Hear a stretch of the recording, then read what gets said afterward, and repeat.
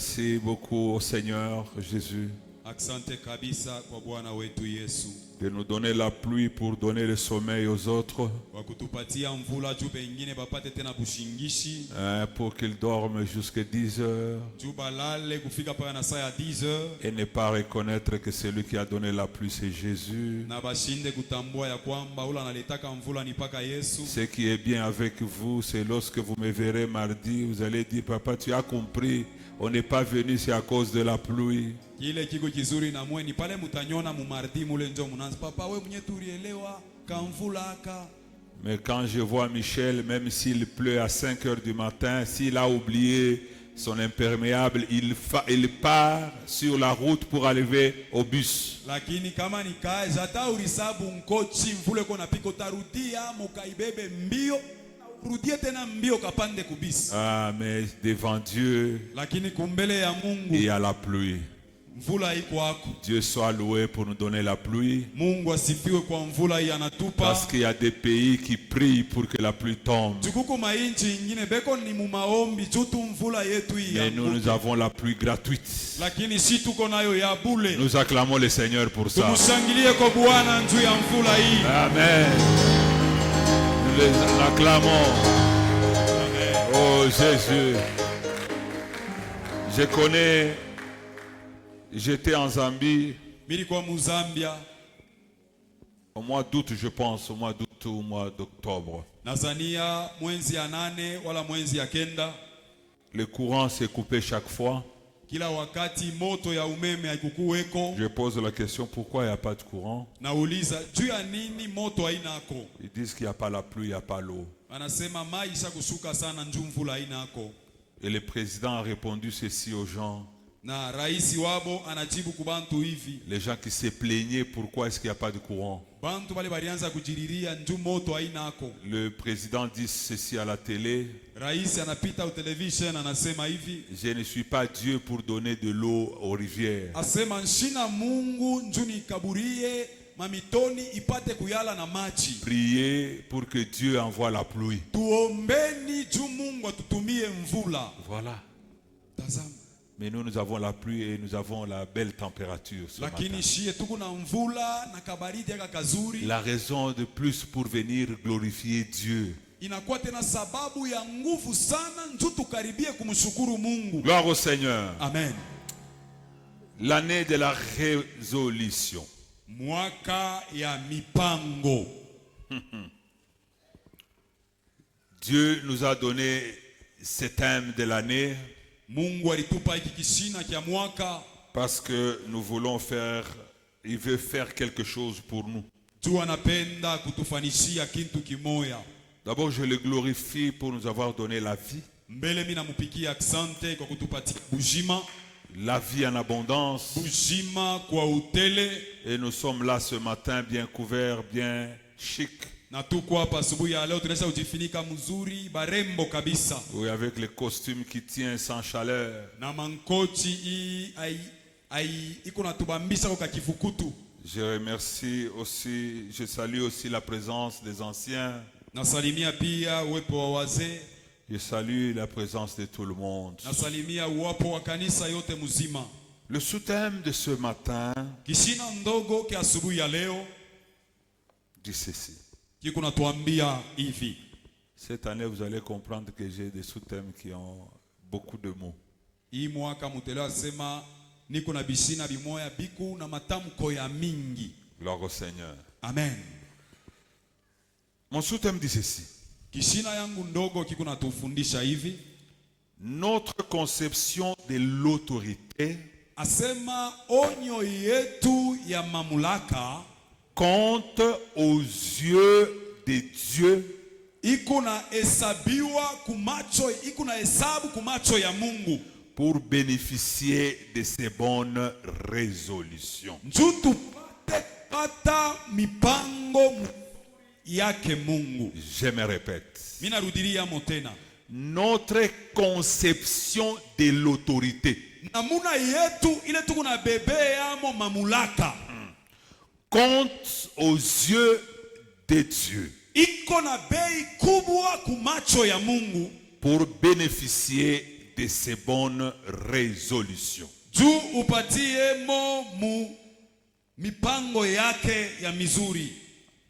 Je vais t'expliquer, tu vas comprendre, mais sois attentif. Mimi nitakufasiria utaelewa, lakini napenda unipatie mashikio. La résolution, je vous avais dit que c'est une opération Mpango nilimiambia inakuya ni kazi moja par laquelle l'esprit résout un problème ou une difficulté. kupitia hiyo roho ya Mungu iko naleta jibu kumambo wala kumagumu moya fulani. Résoudre, j'ai dit encore que c'était de découvrir la solution d'une équation ou d'un problème. Résoudre hivi wanaita mkifaransa ni kusema kuvumbula matokeo wala kuvumbula jibu ya mambo moya fulani. Gloire au Seigneur. Amen. La conception, Onyo c'est un acte d'intelligence. inakuwa ni tendo ya akili. Gloire au Seigneur. Amen. C'est une action de créer. Inakuwa ni tendo ya kuumba. Ça, la conception. Jo ile tunaita mkifaransa Un conception. concept, Mutamko c'est une idée générale. inakuwa ni akili moya iko ya munene. Gloire au Seigneur. Amen. Bénéficier, c'est profiter d'une faveur. Beneficie ni kupatiamo wala kupata faida mukintu moya fulani. Autorité, Mamlaka c'est celui qui a le droit de commander. ni ule eko na sheria ya kuweza kuongoza. C'est celui-là qu'on appelle une autorité. Jo ule tunaita mshika mamlaka. Qui a le pouvoir d'imposer. Eko na ile uwezo yote ya kuweza kuweka kitu na ukisukuma. D'imposer son obéissance. Kusukuma bantu bapate kutii. C'est ça l'autorité. Jo ile tunaita mamlaka. Gloire au Seigneur. Amen. Bénéfice, c'est seulement un avantage. Faida inakuwa tu ni kupatia amo. Ce qui veut dire, dans mon sous-thème, Mukishina yangu ndogo ça veut dire tout simplement inatafuta tu kutufundisha que notre façon de réfléchir ya kwamba namuna yetu ya kuwaza, ou de raisonner namuna yetu ya mafikiri sur le pouvoir qui nous est donné pa mamulaka ile ilitupewa ou sur le pouvoir qui nous est imposé wala pa masheria ile beko natusukuma nayo à obéir yashie kutii, nous donnera beaucoup d'avantages itatupatia mafaida mengi de Dieu à résoudre nos problèmes. kwa Mungu apate kuleta jibu kumambo yetu. Gloire au Seigneur. Amen. Je répète, Mina de, rudiria de toutes les définitions que j'ai dit, kui mausemi yote nilisema je les ai condensées mina iweka mumoja et j'ai dit ceci, na nasema hivi, ce qui veut dire tout simplement inafia kutuambia tu que notre façon de réfléchir ya kwamba namuna yetu ya kuwaza ou de raisonner sur le pouvoir wala ya kufikiri yulu ya mamlaka qui nous est imposé à obéir ile kuna tusukuma tupate kutii nous donnera beaucoup d'avantages, itatupa mafaida mengi, les avantages de Dieu à résoudre nos problèmes mafaida mengi kwa Mungu tu apate kuleta jibu kumambo ile tuko nayo et nos difficultés. na magumu ile tuko nayo. Gloire au Seigneur. Amen. Le mercredi et le vendredi, Mkazi tatu na mkazi tano nous avons été nourris par le frère Gisser tulilishwa na nduku Jise avec un thème qui était intitulé na kishina ambaye kiliitwa Que faire pour vivre les bonnes résolutions de Dieu. tafanya namuna gani juu nipate kuishi mipango mazuri ya Mungu. Il nous a dit que la clé Alituonesha kwamba à mfunguo tout ce dont nous avons besoin kuhiyo yote tunafaidia était le respect de la parole de Dieu. ilikuwa ni heshima ya neno la Il Mungu. nous a dit aussi que c'était Alituambia tena sema ilikuwa une question de choix. ilikuwa ni swali ya Si tu uchaguzi. veux vivre des bonnes résolutions, Unawezi kuishi mafaida au ça dépend mamlaka ya aussi de Mungu. toi. Quelque temps, ça dépend de toi. mambo ingine iko naangalia na Ça wewe, ne dépend pas de Dieu. aiangalie Mungu. Quand Dieu te dit de faire ceci, Wakati Mungu anakuambia toi fanya tu fais hivi, autre chose. wewe unafanya bila Tu as unapenda. choisi ton chemin. Wewe mwenyewe unalichagulia Tu njia as yako. trouvé de bonnes résolutions selon toi. Wewe mwenyewe unapata tena mamlaka mzuri kufuatana na wewe moya. Tu as fait ton choix. Unachakula kile unataka. Aujourd'hui, pour aller à l'enfer, Leo tu ya kwenda c'est mungehena. chacun qui fait son choix. Ni kila mtu yuko Il n'y a pas nalichakulia. un fouet ici. Hakuna fimbo hapa. Il y a seulement la parole. Peko tu neno ile Si banakupatia. tu suis cette parole, Kama unaichika na kuifuata, tu verras le paradis. utaona paradiso. Mais si tu fais le choix Lakini kama du unachakua monde, ya dunia, tu vas vivre utaishi l'enfer. ngehena. Cela dépend de ton choix. Ile ni mambo ya uchaguzi Gloire wako. au Seigneur Jésus. Amen. Il a dit que c'était le respect des règles de la couronne. Alisema inakuya ni kuheshimu Les règles ou les kuheshimu préceptes. makanuni ya taji. Les bonnes résolutions Asema resolution ya mizuri viennent aussi de vous. iko nakuya pia kwenu. Et il nous a lu Na habari tusomea dans Jérémie Yeremia 29, 11 shairi yake 29 mstari wake wa 11 jusqu'à 12. mpaka mstari wake wa 12. Voilà, je ne peux pas y rentrer beaucoup, Sitarudilia hapo kabisa faute de temps.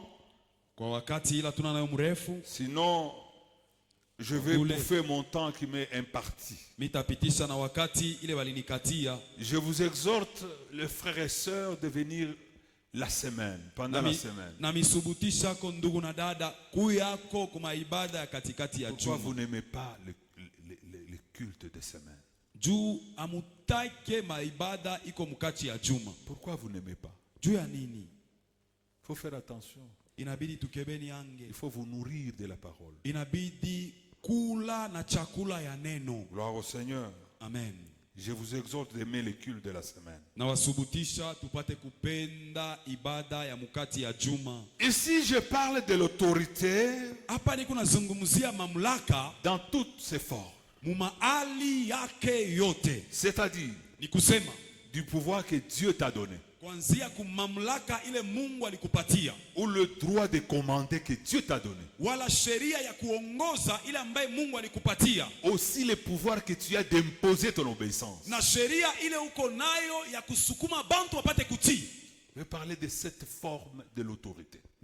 Mitazungumuzia maali 7 ya mamlaka. Non, de toute forme de l'autorité. Mitazungumuzia maali yote ya mamlaka. Le pouvoir que Dieu t'a donné Mamlaka ile Mungu alikupatia d'imposer ton obéissance. juu ya wewe upate kuikarisha kutiifu. Jésus avait le pouvoir. Yesu alikuwa na Il mamlaka. avait l'autorité sur les démons. Alikuwa na mamlaka yulu ya mapepo. Il imposait aux démons de quitter le corps et le corps partait. Alianza kubaamuru beko na shikia na beko na kimbia. C'est-à-dire, il avait quelque chose Ni kusema alikuwa na kitu moya, qui, ce pouvoir de faire obéir, ilikuwa ni ile mamlaka ya utiifu, de commander. ya kuongoza. Chacun parmi nous ici, Kila mmoja wetu hapa Dieu lui a donné cette portion Mungu alimupatia ko ile sehemu de commander ya uongozi. quelque part. Tout le monde ici. Fashi mwa fulani muntu wote. Personne n'a le pouvoir, manque l'autorité. Hakuna mtu atasema mimi wangu nekalaka pake hivi, hakuna. Je dis que Nasema kwamba c'est l'autorité, c'est le pouvoir que Dieu a donné et le droit de commander. asema mamlaka ile Mungu alitupa ni sheria ya shie tupate kuongoza.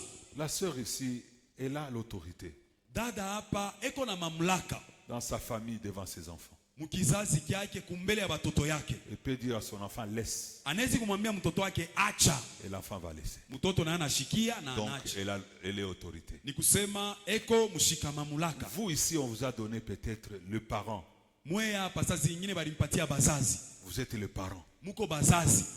Vous pouvez dire à vos femmes, je n'aime pas ça. Nezi kumwambia bibi yako asema hiki kintu Tu vas shikipende. imposer le temps de manger dans ta maison. Unaweka asema mimi napendaka kulia saa fulani. Tu vas nyumba faire yako. obéir tes lois dans la maison. Ni kusema unapasi kupeleka ile masheria munyumba yako C'est ça tuiheshimi. l'autorité. Njo mamlaka. Ce pouvoir que Dieu t'a donné. Ile uwezo Mungu alikupatia. Gloire au Seigneur. Amen. Maintenant, ce pouvoir-là, Sasa ile uwezo ile tu dois unapasha faire que kufanya kwamba Dieu, Mungu, tu as une conception unakuwa na onyo mwa fulani qui doit faire que ile napasha kufanya kwamba ce pouvoir-là ile mamulaka trouve des bénéfices devant Dieu. ipate kupata faida kumbele ya Mungu. Vous savez qu'il y a beaucoup de gens qui abusent de leur autorité. Najua kuko bantu ba mingi beko natumia mubaya mamulaka yabo. Gloire au Seigneur. Amen. Je vais parler de l'autorité d'abord que Dieu a établie au niveau du pays. Mitazungumzia mbele juu ya mamlaka ile Mungu aliweka yulu ya inchi yetu. Vous savez l'autorité que vous avez, vous, Munayua mamlaka ile muko nayo mweye dans vos familles. mumajamaa yenu. Il y a l'autorité dans la ville, Munajua kuku mamlaka mu maisha, dans l'armée, mu jeshi, dans la police. mu polisi. Gloire au Seigneur. Amen. Bref, même dans l'église, le pasteur, Kwa kifupi hata mukanisa mchungaji ni mshika mamlaka. il a aussi l'autorité. Eko na mamlaka yake. Les anciens, Bazee, les mamans. ba mama. Oh, je suis chef de chorale. Oh, niko mwongozi wa kwaya.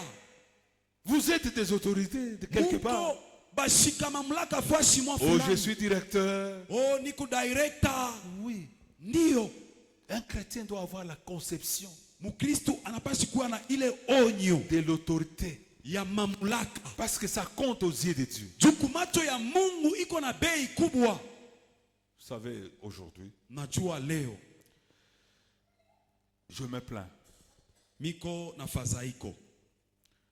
Mon problème d'abord, Mambo yangu mbele c'est comment ni namuna kani. est ta conception. Namuna kani uku naonako. Ou qu'est-ce que tu peux créer Wala ni nini ile unezi kwa nayo mwakili njuu ya kuumba. pour améliorer Juu ya kufanya bintu vipate ta kuendelea responsabilité mumamulaka yako. pour que tu trouves de la faveur Juu upate konema de ces bonnes résolutions. ya hii mamipango mizuri ya Mungu. Beaucoup de gens Bantu ba mingi perdent leurs bénéfices de Dieu. beko napoteza neema yabo ile beko nayo kumbele ya Mungu. Les avantages que Dieu les a donnés d'avoir le pouvoir. Wala mamulaka wala mafaida ile Mungu alibapa ya mamulaka yabo. À cause de l'abus du pouvoir. Juu ya kutumikisha mubaya uwezo ile Mungu alibapatia. Tu penses que dominer sur ta femme, c'est le gifler. Wewe unaona sema kumutawala mke wako ni kwanza kumupika. C'est ça, avoir le pouvoir sur Njo ta femme. kukuwa na mamulaka yulu ya mke wako. C'est l'injurier. Ni kumuchambula. Tu penses Huku nona sa que le pouvoir que Dieu t'a donné, mamulaka ile Mungu alikupatia c'est pour en faire ce que tu veux. ni njuu ya uanze kutembea vile unataka. Non, Hapana.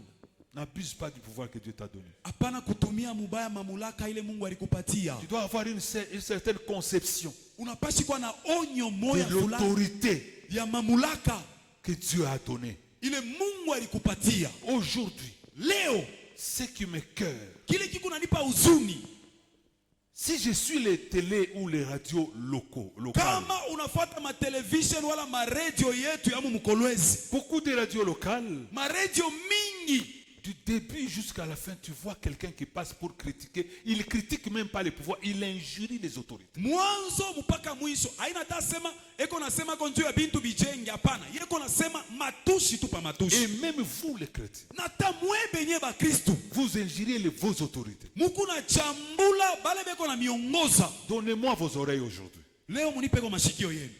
Vous savez Munajua que ce pays Congo, hii nchi yetu ya Kongo si elle n'est pas bénie, kama haina ile kubarikiwa, si la nation n'est pas bénie, kama nchi haina ile kubarikiwa, c'est à cause de nous-mêmes. ni njuu yetu mbele shi benyewe. Dites amen. Amen. Nous sommes des mauvais. Tuko babaya, Nous injurions nos autorités. tuko na chambula bale beko na tuongoza. Vous savez que Dieu a donné le pouvoir à ces autorités-là. Munajua sema Mungu alibapatia mamulaka bale bale ba Et kutuongoza. ce pouvoir Na ile mamulaka n'est ile pas venu des hommes. haikukuya kutoka kubantu. Même si moi, Hata kama mimi je suis député, j'ai triché. niko depute miribia, Ce n'est pas ton problème. Dieu l'a voulu que j'arrive à ce poste. Aina mambo yako Mungu ndio vile na alibipanga. Tu ne peux pas commencer à injurier les autorités. Hauwezi kuanza kubachambula. Chrétiens, faites attention Mukristu keba de ange. votre conception devant les autorités. Onyo yako kumbele ya Un viongozi. jour, j'étais quelque part, on suivait la télé. Siku moja niko fasi moja tunafuata television. Léopard en train de jouer. Équipe nationale yetu ba Leopard beko na cheza. Mais chaque rat a un but. Mais chaque anapusa tu goli. Ah, Kawena kawei. non, il dit pas ça. Il dit, Félix a démissionné à toi que tout.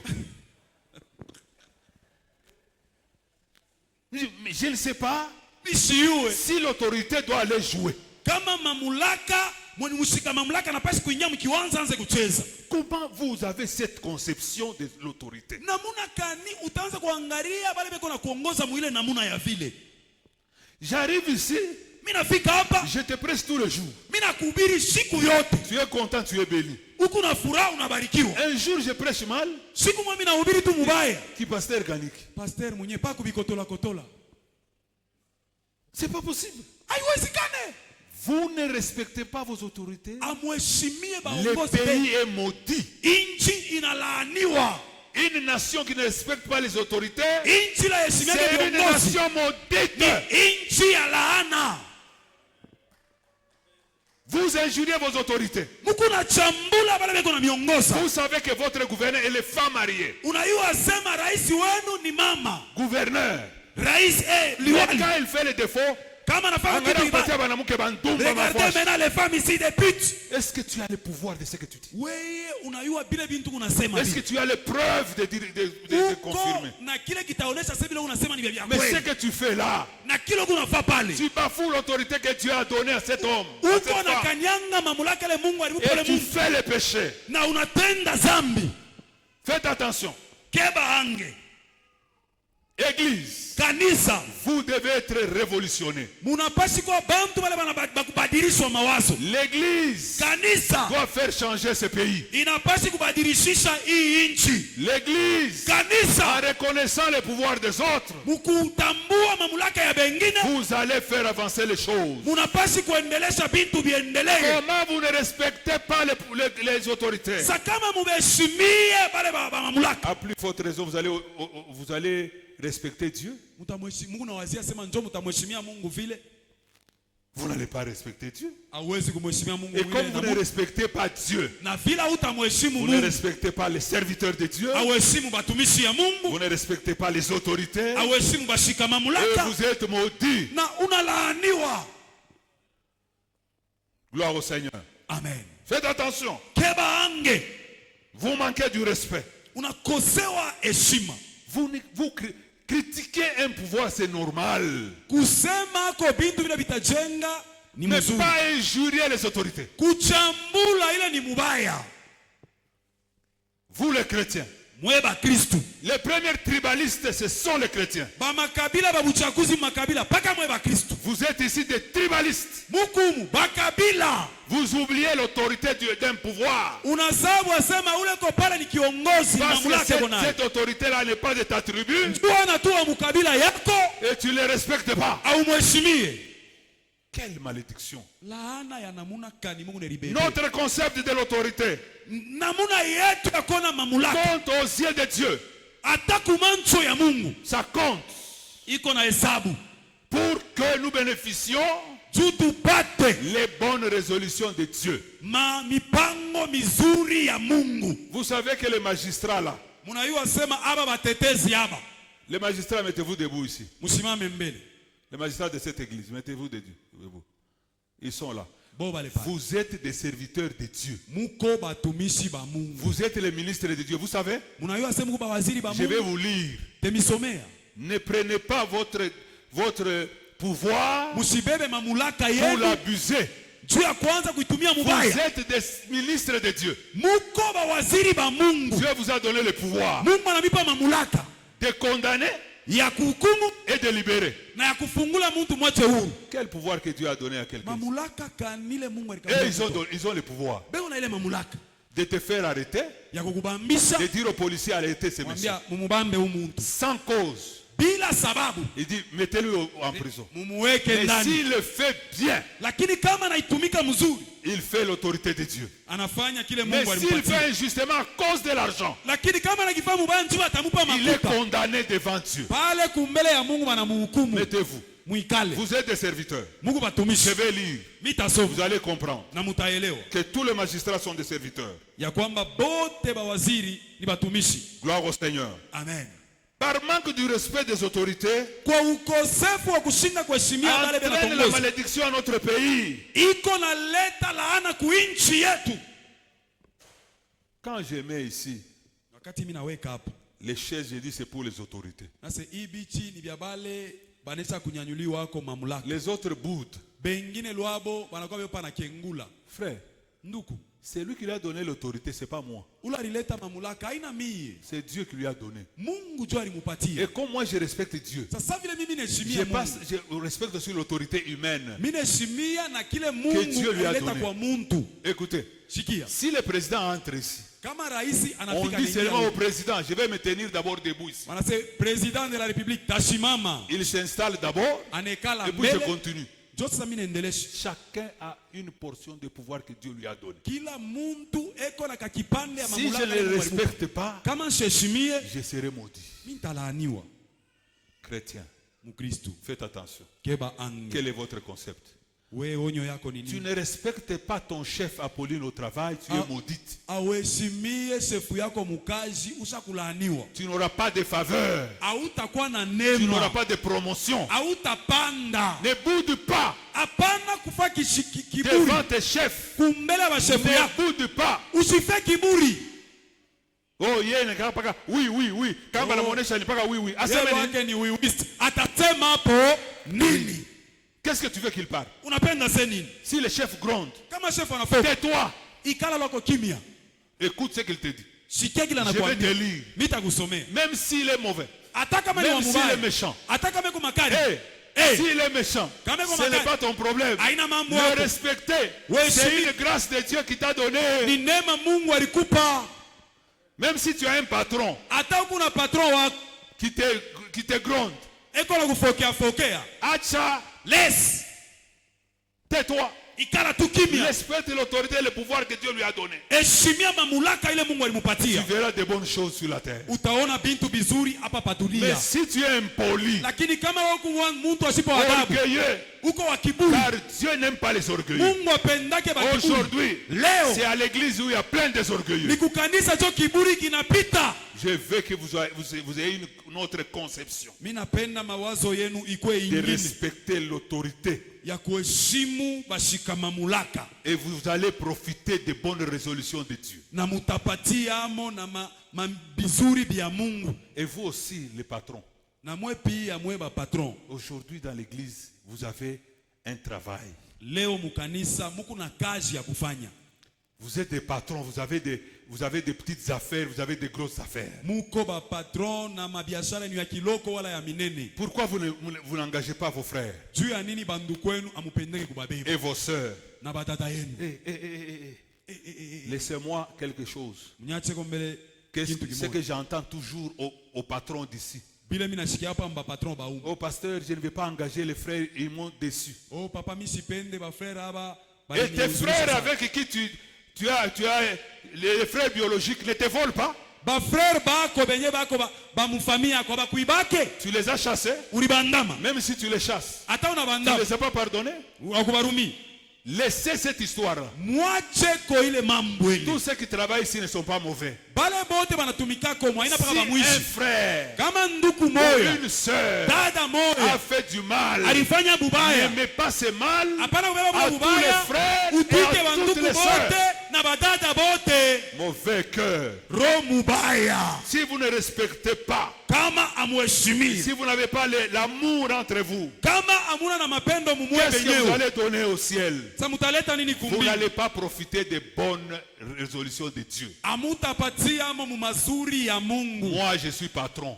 Mie niko papa ye ni patron. Niko gana bantu kama ni 200 niko nalipa. Eo kama na 200 personnes à payer. J'ai beaucoup de sœurs et frères de mon église. Badada na banduku mbingi ba mukanisa yetu. Je les mets mina baweka même s'il vole, hata bananiba je l'appelle. mina mwita Je dis pourquoi tu fais ça? juu ya nini Tu me unafanya fais la hivi? honte. Unanifanyisha Ce haya n'est pas ce que je vous enseigne. aina bina mifundishaka Allez, soyez justes. mukuye bantu bakunyoloka Vous êtes mes sœurs. juu muku banduku yangu Vous êtes mes frères. mwe muku badada yangu Pourquoi vous faites ceci devant juu ces ya païens? nini mutafanya hivi kumbela bale bapagano S'il fait mal, kama anafaa je kibaya le licencie. mina mtosha. Ce n'est pas que toutes les sœurs et les frères qui vont partir parce que baseri ni bea mkanisa, Haina baseri ni sema bea mkanisa, bamukanisa bote na batosha kazi juu ya mubaya moyo. ka pouvoir kali balikupa kwa Mungu uko na utiliser mubaya. C'est parce que tu fais l'abus du pouvoir que Dieu t'a donné. Tu es dictateur. Tu ne respectes pas l'autorité que Dieu t'a donnée.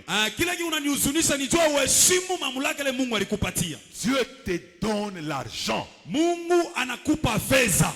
Dieu te donne les choses. Anakupatia bitu. Il te donne le moyen. Anakupa manamuna. D'abord c'est pour tes frères. Mbele ni juu ya banduku yako. Tu ne peux pas vouloir Hauwezi qu'une kupendelea sœur, un frère dada na nduku souffre eko mumateso parce que l'autre t'avait volé. jule mwingine alikuibaka. Romubaya tribaliste Mais we. ça c'est le tribalisme, c'est la Twana mauvaise ndugu yako foi. wa kabila yako.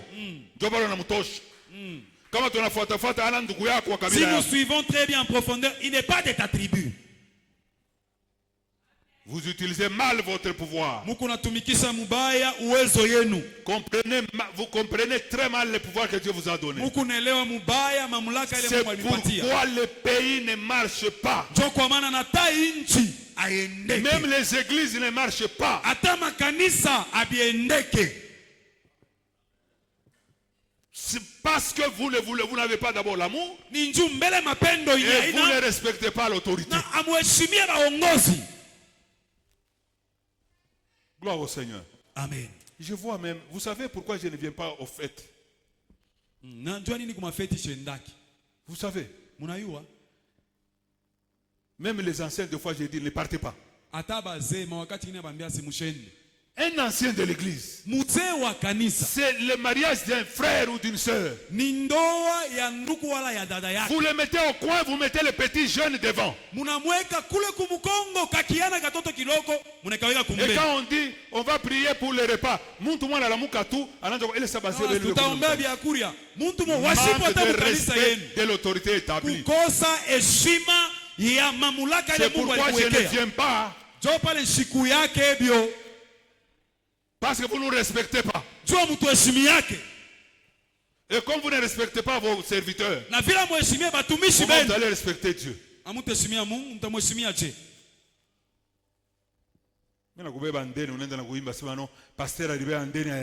J'emprunte chez toi. Tu commences même à publier partout. Le pasteur a emprunté chez moi, il ne m'a pas encore payé. Mais viens me voir pour me demander ta dette. Attention. Kebange. Même le chef de quartier, Dieu lui a donné le pouvoir. Ata chef au quartier, nani alimupa Comme on a mabula. dit bonjour papa. S'il passe, il faut le saluer. Cette conception-là, Ile mamlaka que ile l'autorité mawazo. compte aux yeux de Dieu. Iko ya mzuri sana kwa Mungu. Mais chaque anashinda golo. Mais chaque elia rate un but. Félix est vraiment kani mouille le golo. En quoi est-ce que Félix Tshisekedi est concerné dans ce but-là? Je rectifie. Minarudiria hapa. En quoi est-ce que le chef de l'État, le président, est dans ces problèmes-là? En quoi est-ce que le Raïs a un problème dans ce manquement? On a tout cas Munjibu. Mais Fifi a toqué. Fifi a elle toqué. doit partir. Fifi a toqué. Elle doit partir. Est-ce que toi tu payes les impôts, toi? Tricheur des Ouais, impôts. Tu payes les impôts? Toi, tu payes les impôts? Unashonka mpalata. Même les derlous ici, tu payes? Ata derlu inye unalipaka. J'ai vu ici quand on a arrêté seulement les véhicules. Est-ce que tu es passé avec ton véhicule? Mais, Vous êtes les premiers. Elle doit partir. Tu trouves seulement des flaques d'eau en cours de route. Fleuve Fifi. Fleuve, on n'avait qu'à fleuve Fifi. Tu surnommes même la flaque d'eau, c'est le fleuve Fifi. Manque de respect. Koko sefu wa heshima. Va la voir, elle va te dire les difficultés qu'elle a. Wende kulotona na magumu iko napitisha. Elle va te dire des projets. Et si c'est toi, tu vas fuir. Atakwambia bile ko nabi ko nawaza. Priez pour vos autorités. Inafai kubaombea. Priez pour eux. Mubaombe viongozi. Oh, Mr. Mheshimiwa. Oh, je ne peux pas le respecter. Il est ma voix, il pas tricherie. D'ailleurs, les voix qu'il a eues par la tricherie. Frère. Ndugu. On l'a placé là par son frère. Il a fallu le manœuvre. Dieu fait que son frère étudie. Après, il est à la confiance du chef. Après, le chef le met là-bas. Quelle combinaison pour que lui... Toi, tu vois seulement son frère. Tu n'as pas vu comment Dieu a fait les potopoto, la pâte.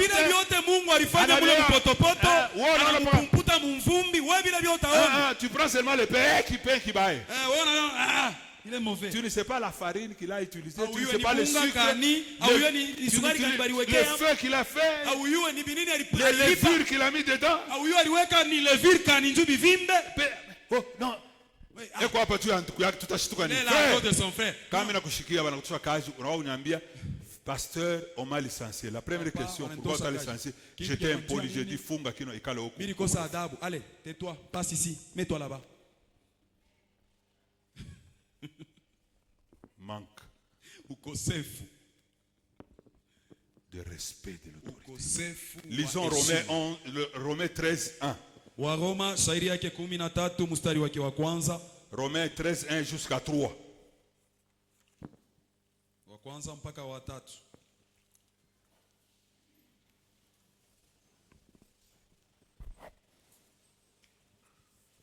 Nous lisons le livre de Romains 13. Le verset 1 à 3. Le verset 1 à 3 au nom du Seigneur Jésus. Amen.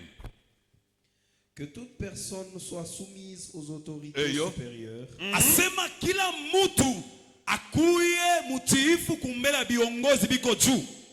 Car il n'y a point d'autorité qui ne vienne de Dieu. Kwa maana hakuna mamlaka hata moja ile aitokake kwa Mungu. Et les autorités qui existent ont été instituées de Dieu. Na mamlaka ile iko ni Mungu tu aliweka. Pour que le chef de l'État signe sur l'ordonnance nommant tel, il faut que Dieu touche son cœur. Ce n'est pas lui. Le pouvoir vient de Dieu. Et toi tu bafoues cette autorité. Et suivez. C'est pourquoi. C'est pourquoi celui qui s'oppose à l'autorité résiste à l'ordre que Dieu a établi.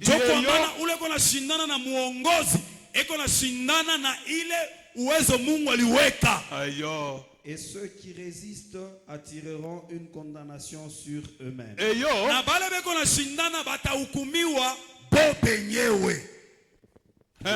Toi? Ce n'est pas pour une bonne action. C'est pour une mauvaise. Suivez là. Répète là. Ce n'est pas pour une bonne action. C'est pour une mauvaise. Que les magistrats sont à redouter. Les magistrats sont à redouter par des mauvaises actions. Alléluia. Continue. Veux-tu ne pas craindre l'autorité? Fais le bien. Et tu auras son approbation. Alléluia.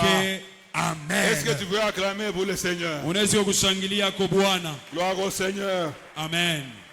Ici c'est l'apôtre Paul. Il voit la conception de l'autorité. Pour lui, cette conception compte aux yeux de Dieu. Il a vu que tous les gens qui n'ont pas respecté les autorités, ils ont eu des problèmes. Gloire au Seigneur. Amen. Et il dit, l'exhortation de l'apôtre Paul est la suivante. Que toute personne soit soumise aux autorités supérieures. Les autorités supérieures, on parle des autorités, pas une autorité. Tout celui qui est au-dessus de toi. Tout celui que Dieu a donné le pouvoir sur toi. Il a l'autorité sur toi. eko na uwezo yulu yako. Gloire au Seigneur. Amen. Et Paul dit ceci, Na Paulo kuna tuambia hivi, que toute personne soit soumise aux autorités supérieures. asema mtu yoyote akwe na utiifu kubale viongozi ya juu. Vous savez la raison fondamentale Munayua sheria ya msingi d'une telle soumission, ya hii utiifu c'est que ni kusema ces autorités, aba batu wa mamlaka selon la Bible, kufuatana na Biblia ont été instituées de Dieu. baliwekewa na Mungu. Ma soeur, Dada yangu, mon frère, ndugu yangu, même les bourgmestres, hata mwenyewe munyampara, mheshimu. il faut le respecter. Il est institué par Dieu. Mungu njo alimuweka hapo. Toute autorité vient de Chansa. Hein? Hapana. Toute autorité vient de qui? De Dieu. Ni kwa Mungu. Respectez vos supérieurs. Mheshimie bakubwa benu. Enfants, respectez vos parents. Heshimu bazazi yako. C'est l'autorité qui est sur vous. Ni uwezo wala mamlaka Les kupenda. parents peuvent dire du mal et ça vous arrive. Muzazi anaweza kusema kibaya na Petit kinafika. frère, We muloko, respectez ton grand frère. heshimia mkubwa wako. Petite sœur, Muloko mwanamuke, respectez ta grande sœur. heshimia dada yako. Ce n'est pas parce que Aina njuu toi tu as étudié plus que ta grande we sœur, ulifunda kushindia tu veux dadako, dominer sur ta sœur. jo unapenda mutawale. C'est une malédiction. Ni laana kwenye chikokotea. Moi j'aime la tribu de ma mère, Mimi napendaka sana kabila ya mama yangu, qui est même ma tribu. njo kabila yangu. Vous savez, chez les Bemba, Munako babemba, quand le grand frère, wakati je ne mkubwa, savais pas, je voyais mon oncle qui était ingénieur à cette époque, il était directeur d'une grande société. mimi anzaka kuona muyomba yangu alikuwa fundi mwile wakati. Mais Lakini ma mère c'était une illettrée. mamangu lwake alikuwa mtu asipo kufunda. Si l'oncle vient chez nous, Kama muyomba anakuwa le kwetu, directeur, ye directeur je mujini vais parler à sa grande sœur. anapenda kuzungumza na dada yake. Si sa grande sœur est debout, Kama dada yake ni mwenye kusimama, lui fait que toujours qu'il soit en bas. ye eko nafaa paka namuna yote akwe chini. Jusqu'à ce que sa sœur parle, il fait comme ça. Mpaka pale dada yake atenda eko pake hivi. Avec notre culture, j'ai dit, Na hii tabia yetu tunasema, mais je n'avais pas compris. mimi sikukuwa misha kuelewa vile vintu.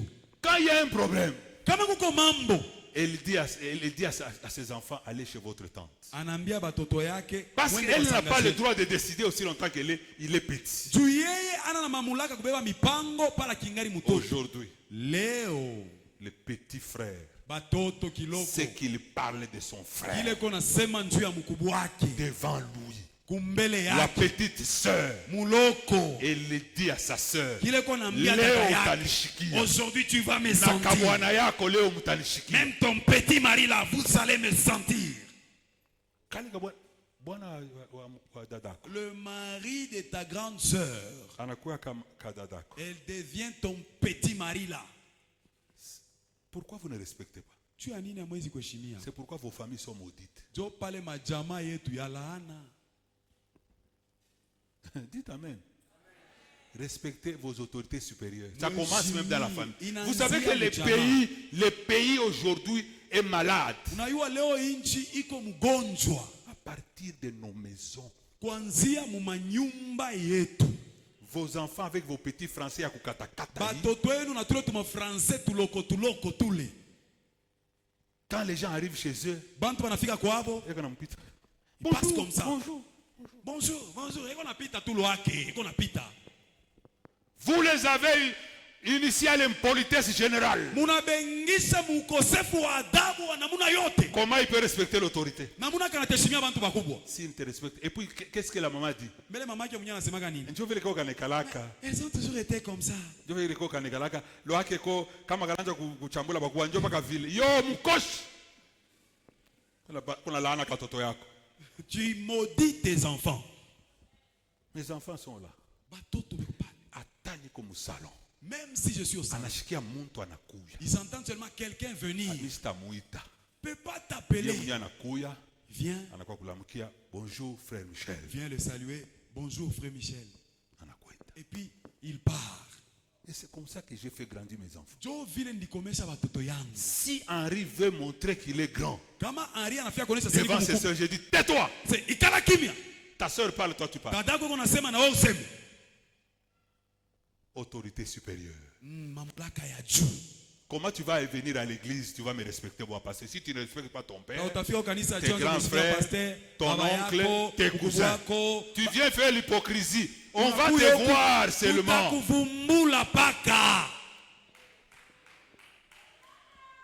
Cette conception de l'autorité est soit tu perds, soit tu as les bénéfices devant Dieu. Gloire au Seigneur. Amen. On t'engage. Kazi yako ni kukolopa. Ton travail, c'est de nettoyer. Unakuwa unakatala kukolopa. Tu viens, tu refuses de nettoyer. Unasema mimi nakatala kukolopa parce que watoto wake bwana nicheze. Aujourd'hui, je ne vais pas nettoyer parce que ces enfants sont en train de jouer. Kazi yako ma soeur. Toi, c'est ça ton travail, ma soeur. C'est de te tenir là en bas sur le pavement et commencer à nettoyer. Fais bien ce travail-là. Tu verras ce que ton chef va faire. Tu vas bénéficier de ton chef. Et tu vas avoir les bénéfices devant Dieu. Parce que tu respectes les autorités.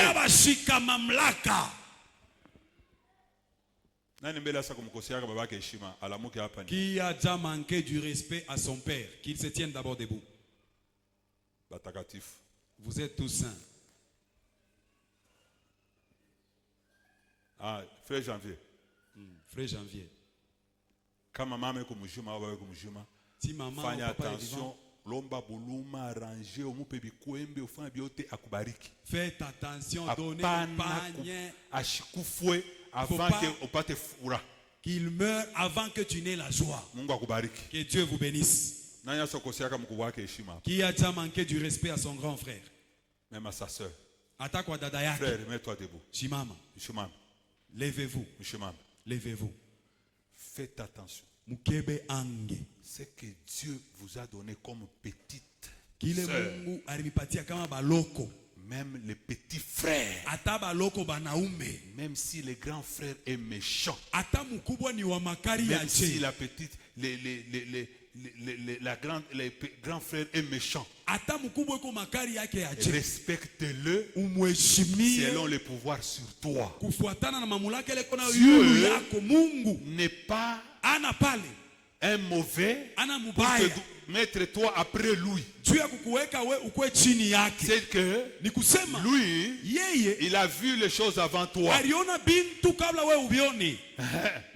Donc ce qu'il a, et ce que toi tu as, c'est à les respecter.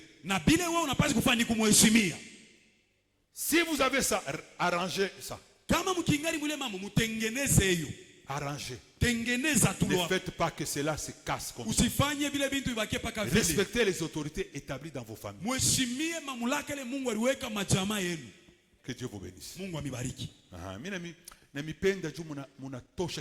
Je vous aime parce que vous avez sorti ce qui est du fond de vos cœurs.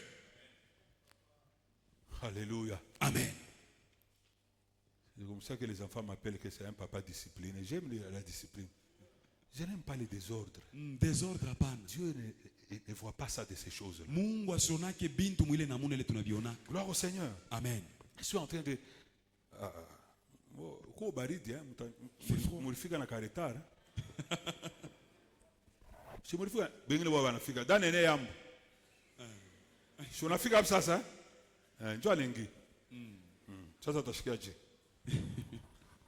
Gloire au Seigneur.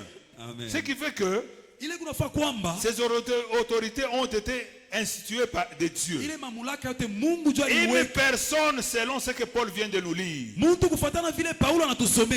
une personne qui s'oppose à l'autorité résiste à Dieu.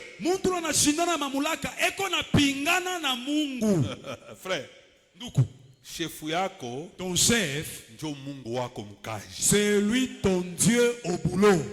Frère, tu résistes à ce chef-là, à cette autorité. Tu résistes à Dieu, aux autorités de Dieu. Le chef te dit viens, tu dois aller en mission. Je ne pars pas. Je ne pars pas. Pourquoi tu ne parles pas? Ah non, chef. Ça doit être seulement moi. Chef, on va te placer dans un garage. Tu vas faire ça. Et tu viens dans mon bureau pour prier au cœur de ton chef. Il t'a changé. Parce que tu as résisté à Dieu. Tu as résisté à ton chef. Tu as résisté. Si tu résistes à ton autorité, tu résistes à Dieu. Ceux qui agissent ainsi se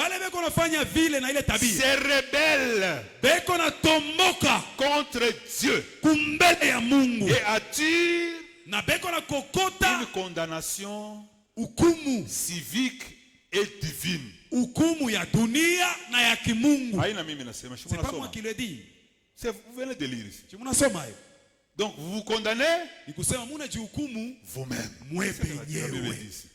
Donc celui qui fait cela, celui qui agit de la sorte, se rebelle en fait contre Dieu et attire une condamnation civile ou divine sur eux-mêmes. Ceux qui obéissent et font le bien n'ont pas à craindre l'autorité. Ceux qui obéissent et qui font de bien, même si on me convoque au parquet, on dit que tu as volé. Je ne peux pas craindre l'autorité établie. Je ne veux pas craindre le magistrat. Mais le mal aujourd'hui, mon chef de l'État, Fachi Beton, a dit que la justice est malade.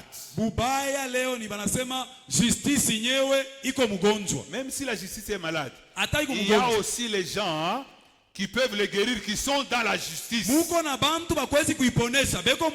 vous les chrétiens qui sont là-dedans. N'acceptez pas quand on dit la justice est malade. Dites moi je ne suis pas malade. Si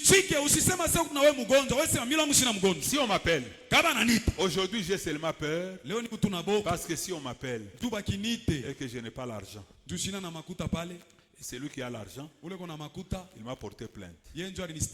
Baba. C'est ce que la parole de Dieu dit. Le magistrat, c'est lui qui est redouté. C'est celui qui fait les mauvaises actions.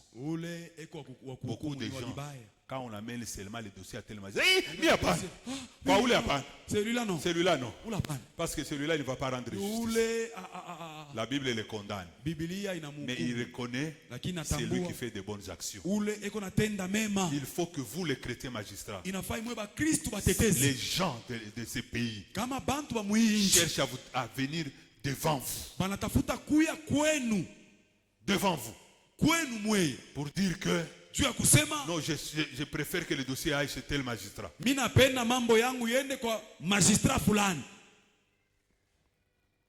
Et ce magistrat-là, par l'autorité que Dieu l'a donnée, vous savez ce que Dieu a donné au magistrat, au juge.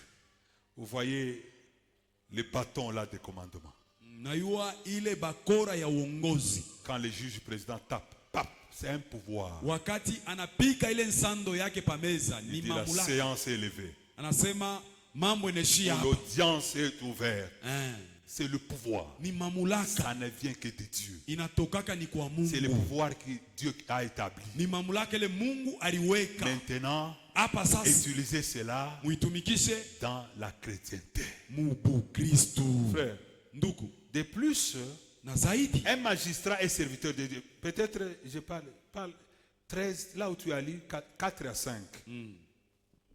Les autorités que Dieu vous a données. Vous devez avoir une conception de l'autorité. Donnez-lui le son. Romains 13, 4 à 5, nous lisons au nom du Seigneur Jésus. Le magistrat est serviteur de Dieu pour ton bien. Serviteur de Dieu pour ton bien. Ne va pas là-bas Ushende tu kule. Pensant que quand le magistrat t'appelle, Pale banakuita kwa magistrat. c'est la mort. Unaanza kuna semi mimi C'est pour nakufa. ton bien. Ni njuu ya buzuri bwako. Magistrat, ne Magistrat. faites pas peur Hapana de kufukuleta l'autorité boko. que Dieu vous a donnée. Quelqu'un entre seulement. Je suis en train de parler. Tu parles. Dis, Unasema, allez, amenez mpeleke.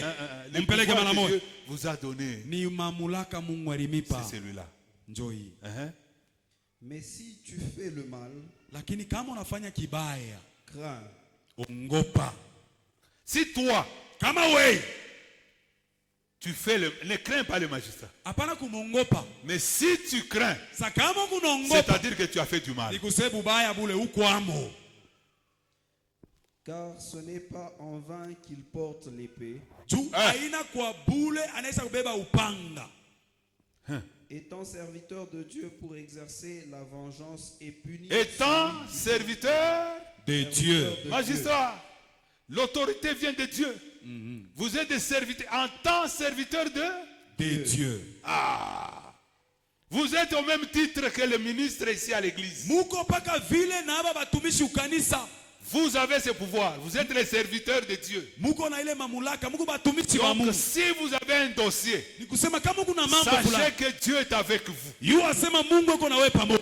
Tout ce que vous faites, Vyote Mungu nafanya. le jugement que vous allez donner, Hukumu ile utaleta. sachez que Dieu Yu kusema regarde. Mungu eko na wewe. Élevez la nation, vous, la justice. Munyanyue ko inchi. Le pays Inchi sans justice, bila c'est justice une cacophonie. ni inchi ya vya kusema sema tu bule. Oui, frère. étant serviteur de Dieu pour exercer la vengeance et punir celui qui fait le mal. Amen. Amen. 4? 5. Non, j'ai dit à 4. Gloire au Seigneur. Amen. Donc, de plus, le magistrat est serviteur de Dieu. Ni kusema mtetezi mtumishi wa Mungu. Un concept souvent oublié dans les églises. Inakuwa ni mambo ile makanisa inasabu sana. Qu'un magistrat c'est un serviteur. Magistrat na yeye ni mtumishi. Il dit laissez le mal. Moi, le pasteur, je ne dis pas que vous laissez le mal. Ananiambia mwache ubaya. Pastor asimwambia mwache bubaya. Même l'OPJ ici. Hata OPJ. Même les notaires ici. Hata notaire wetu huyu Ne jouez notaire. pas avec Papa les notaire. notaires. Pourquoi vous ne respectez pas les autorités? Tu ya nini hamwezi kuheshimia bashefu? Même les conservateurs ici, ce sont des notaires, des lises ici. Ba conservateur haba. Elle a le pouvoir de signer et représenter le chef de l'État Eko na en mamulaka. matière de choses, de foncières. N'est-ce pas, Daclair? Ce n'est pas comme ça. Alors, mais quand on la met là-bas, elle est capable. Pale, oh hapana. Et qu'on a signature chef de l'État, pakuvunja mukanda, il a une portion de la terre. Elle a le pouvoir de te donner une portion de la terre. Eko na mamulaka. Il y a l'État, Ya il y a la kukupatia coupayo. bulongo ya inchi, lui te donne ça. Pourquoi tu ne le respectes pas? Tu ya nini hautawezi kumheshimia? Le magistrat, il fait du bien. Magistrat anafaa kizuri. Il est de Dieu. Ni wa Mungu. C'est un serviteur Ni mtumishi.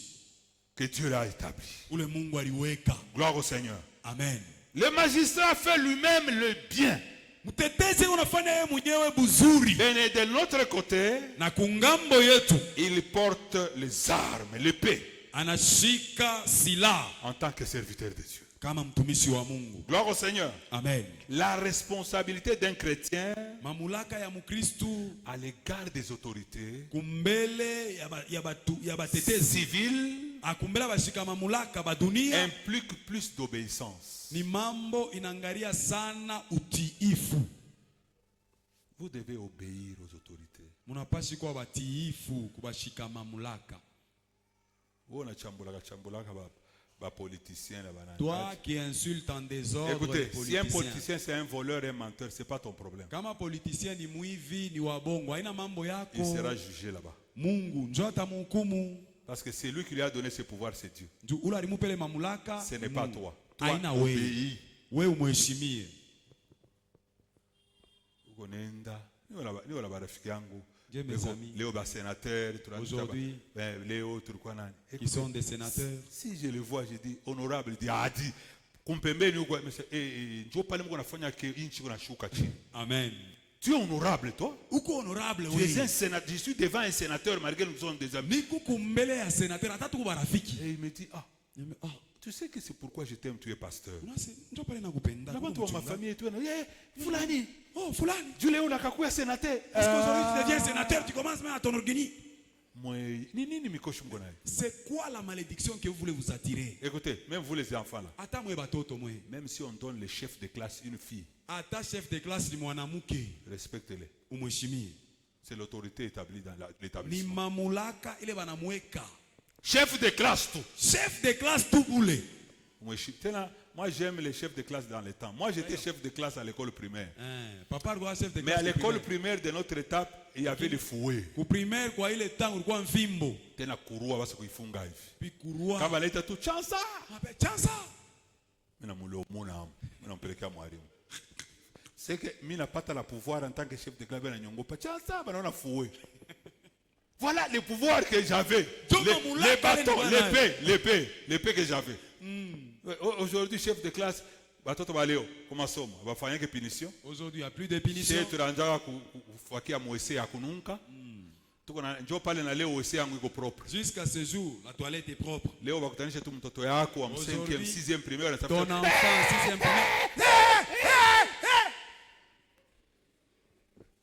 Venez regarder vos enfants quand on les marie. Mubangalesa watoto wenu kama na baoa sasa vile bego. Allez suivre les rapports. Mwende mukapate ripoti. Ayue kupika. Il ne sait même pas préparer. Ayue kuarranger meza. C'est pas arranger la table. Sani ya bukari, buko mboka hapa bukari kule. Les condiments ici, la nourriture. Pilipili karibu na mai ya kunawia. Biote balanja kumfanisha kwa bon. Mulamuke mukwe. Je ne mange pas aujourd'hui. Je suis fatigué, mais la fakazo mingi. Vous, église, kanisa, prenez les bâtons pour les enfants. Mubebe bakora njo kongoza batoto muzuri. Prenez les bâtons. Mubebe bakora. Vous les autorités. Mwe bashika mamulaka. Vous qui avez le pouvoir. Mwe mungu na mamulaka. Pour vos travail. Juu ya makazi. Pour vos maisons. Imposez l'obéissance. Muweke utiifu mu manyumba. C'est lui qui ne te respecte pas. Ula sikuheshimi yake. Pique frère. Mila sasa ufanye nini? Pique frère. Amen. Paka pa kutoka. En quittant 17h. 17h. Mpige madossier ya bulebule tu. Abaki 20h. Banamuita kwa bibi yake we banachoka. Paka kijevu kiwele. Atachambula mu bureau mula taisha. On va insulter au bureau là jusqu'au bout. 20h moi on amuita. Est-ce que tu es encore au bureau? 20h on t'appelle. Vous pas au bureau? Oui, je suis au bureau. J'arrive. Ndio niko. Miule ni unakuya. Tena unafika na mverifier kama anako ça je suis au bureau tu n'es pas là. Demain viens dans mon bureau. Kesho au bureau yangu. Respectez les autorités. Heshimia Pour viongozi. que vous ayez le bénéfice de Dieu. Tumupate neema ya Mungu. Vous devez avoir la conception. Napasi kuwa na mawazo. Qui compte devant Dieu, c'est l'autorité. Ile konahesabia kumbele ya Mungu ni mamulaka. Frère, ndugu. 1 Pierre 2. Petro wa kwanza shairi yake ya pili. 13 à 14. Vous savez, Munayua. un moment, toi tu cherches, moi j'explique. Dans toute société ordonnée, Muma société yote ile inaweza kuikarisha mzuri. il faut des autorités et la soumission. Inafai kuku biongozi na kuku batiifu. Et celle-ci, Na aba si l'anarchie règne, la vie devient impossible. kama desordre inakuwa mingi, maisha haina tena mzuri Si kuishi. tout le monde décide au travail, Kama muntu wote mukazi la anakuwa vie devient chef, impossible. unalabisha kazi. Unafika busubuhi, Le matin, unakata moto ya SNEL, vous coupez le courant. ule wapale naye anakata, L'autre là, lui aussi, il coupe. ule wapale naye anakata. L'autre là, il dit, bon, je les coupe tous. La vie deviendra impossible. Maisha inalabika. Parce que Dieu a voulu qu'il y ait l'autorité. Mungu alipenda mamulaka. C'est pourquoi Dieu a institué le gouvernement humain. Joko maana Mungu aliweka pale serikali ya bantu. Gloire au Seigneur. Amen. Le gouvernement humain ici. Serikali ya bantu hii.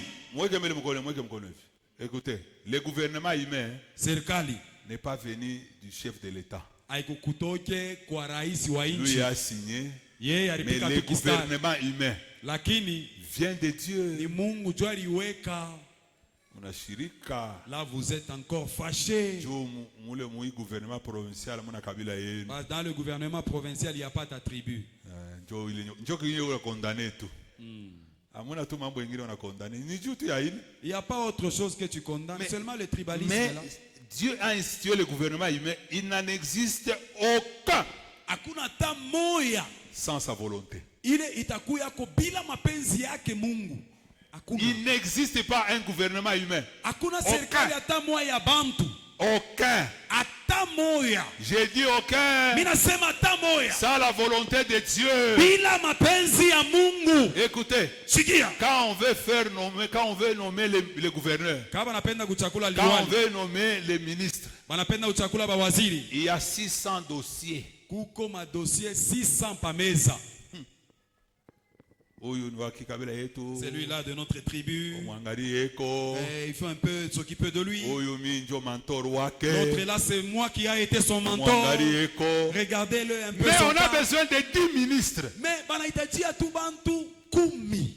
10. Kumi tu. Parmi les 600 dossiers. Katikati ya ile madossier Frère. 600.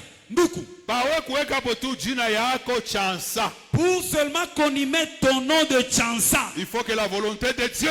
Inabidi tu mapenzi ya Mungu yo yenyewe. Il faut la volonté de Dieu. Mapenzi ya Mungu inapasi kuyamo. Lorsque le gouvernement va sortir. Pale ile serikali itatoka. Frère, utashangaa sana haka kanamuke unakaweka. Ya. Tu seras même surpris. Ah, même celui-ci. On a eu Acacia. Vous savez, Acacia. C'est une dame ministre. Ni dada moya waziri. Et puis elle est ministre des Affaires foncières. D'ailleurs, eko waziri wa mambo ya mampango ya 36 ans. 36 ans seulement. Ministre national. Ministre national. Awa bote ba Claire kama natokelea hapa ni chef. Les mamans Claire, si la ministre vient ici, elle la respecte. 36 ans. 36 ans seulement. Aussi longtemps que dans les affaires foncières, il y a des gens qui ont 60 et 70 ans.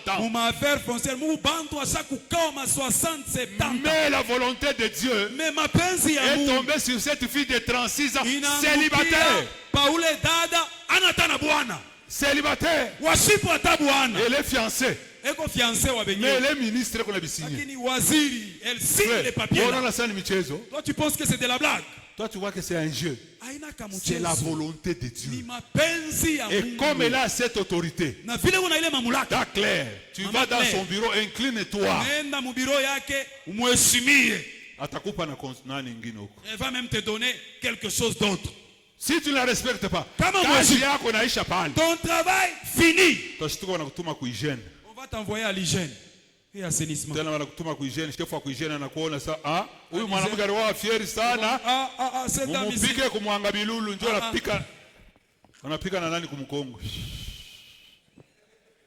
Respectez vos autorités. Hein. Si vous voulez que vous ayez les faveurs de Dieu, les avantages. Église, respectez les supérieurs. Respectez les autorités. Faites attention. Même à l'église ici, il y a l'hiérarchie. Même à la chorale ici, il y a l'hiérarchie. Il y a les chefs. Il y a les fils.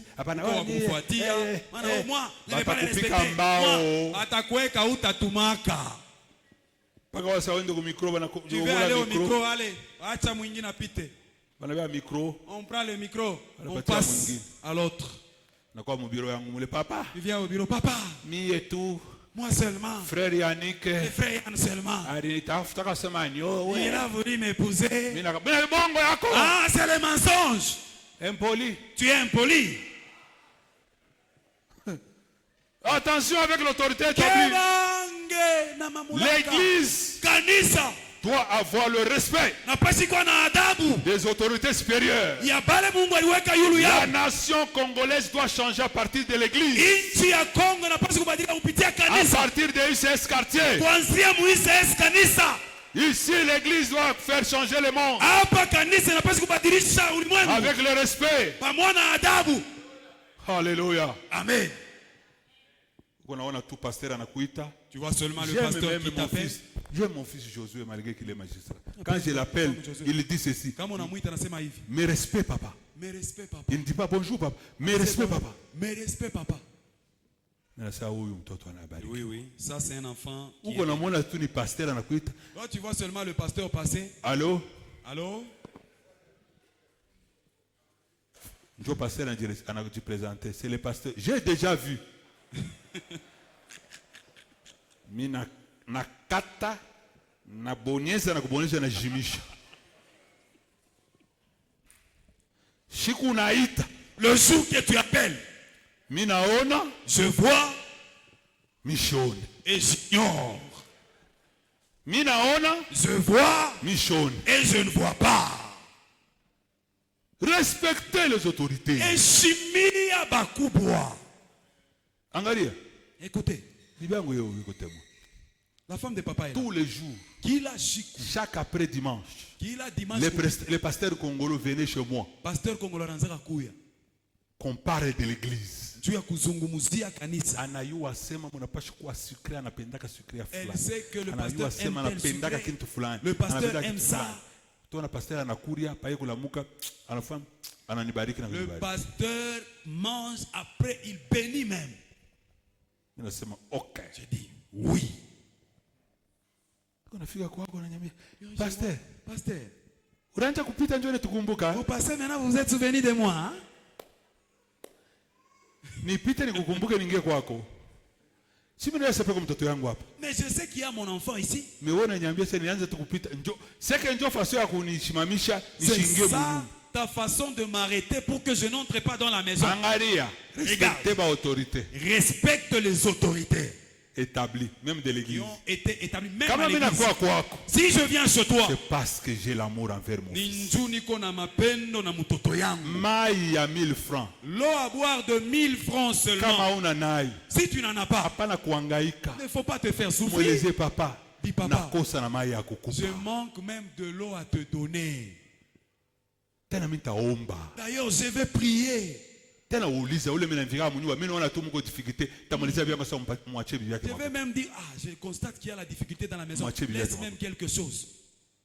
Donc, je te bénis. Je viens dans mon frigo, il y a des sucres. Je ne vais pas tout boire moi seul. Je viens par amour, respecter les autorités. Le pasteur t'appelle, toi dis ni pasteur. Dans les années quand nous on étudiait, l'enseignant de 3e primaire, habité mon quartier, dans notre cas, je le vois. Mais je vais me cacher en dessous du lit. Léo, messieurs. Messieurs. C'est pourquoi on vous engrosse. Messieurs. L'enseignant, tu joues avec l'enseignant, toi. Comment tu vas respecter même ton chef? Respecter les supérieurs. Même ton professeur. Ata n'angusha français. Même s'il fait des fautes d'orthographe. Kalakimi. Tais-toi. Quand tu vas rigoler là. Elle a vu où il voit que toi, tu as rigolé. Non, c'est Richeka. Hein? C'est au cas liste noire. Je ne sais pas si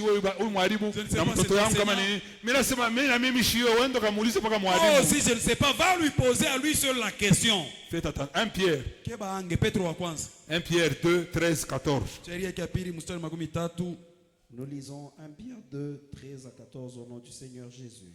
Ah. Soyez soumis. Pourquoi? Soyez soumis à cause du Seigneur. À toute autorité établie parmi les hommes.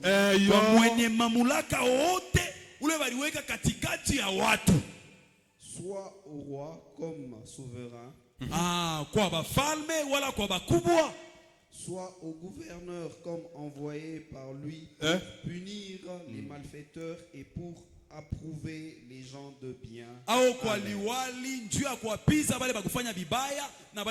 Lis complètement. Saute, lis 17 à 18. 17 à 18. Honorez tout le monde. Aimez les frères. Craignez Dieu. Honorez le roi. Aimez les frères. Craignez Dieu. Et honorer les chefs de l'État. Ici, nous avons les chefs de l'État. Honorer et respecter les chefs de l'État.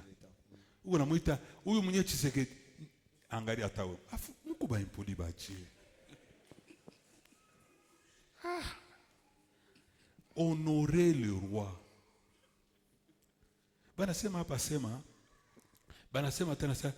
Sois au gouverneur. Comme envoyé par lui. Pour faire quoi? Pour punir les malfaiteurs. Ça. Si toi tu es voleur,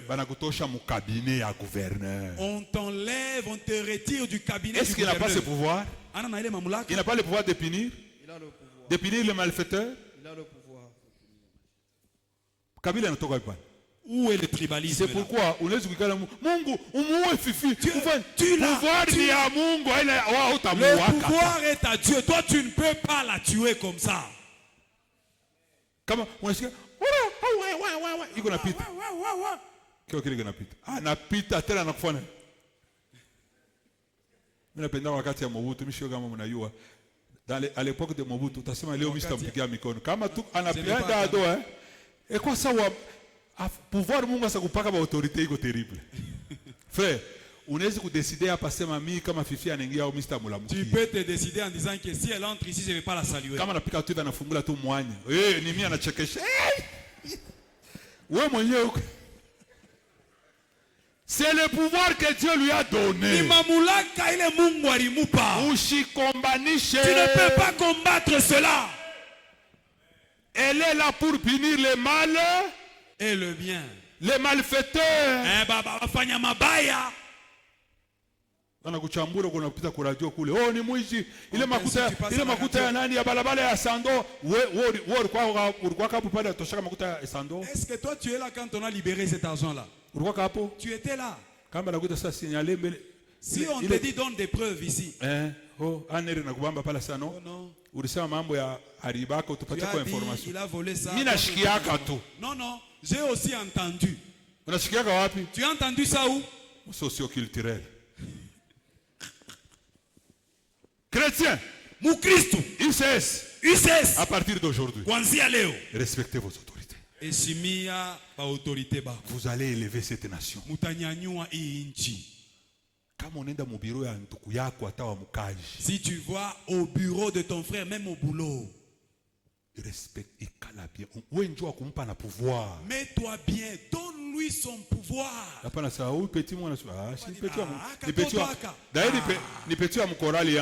c'est un petit même de mon église, il est de ma chorale là. Le petit de ma chorale. C'est toi qui dis ça.